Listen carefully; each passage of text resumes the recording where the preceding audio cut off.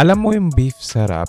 Nagkaroon din ng ganun sa graffiti. Pero dito, ang stage nila ay mga pader sa kalsada ng London. Noong 2009, may mural sa Camden Canal na ginawa ni King Robo noong 1985 pa. Isang OG piece na nire-respeto ng lahat. At paglipas ng 20 taon, dumating ang isang bagong artist ng pangalan ay Banksy. Isang anonymous artist na kilala sa mga stencils at socio-political art. Pinatungan niya yung gawa ni Robo para sa graffiti and street art community.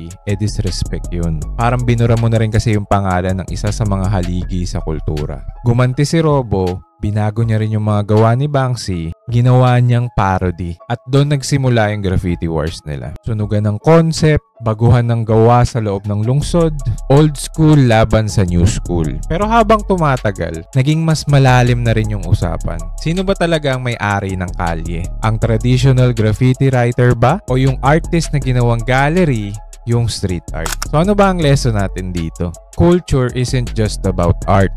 It's also about respect. Pwede kang gumawa ng bago, pero hindi mo rin dapat kalimutan kung sino ang naglatag ng batayan. At sa bawat eksena, music, art at business, may history o lineage ka rin dapat na i-acknowledge. O siya, yun lang muna sa video natin for today. Kung gusto mo pa ng mga kwento about graffiti, street art, and art culture, follow mo na yung page ko, Mindshift with Angelo. Ako nga pala si Angelo. Thank you for watching and see you on the next video. Bye-bye.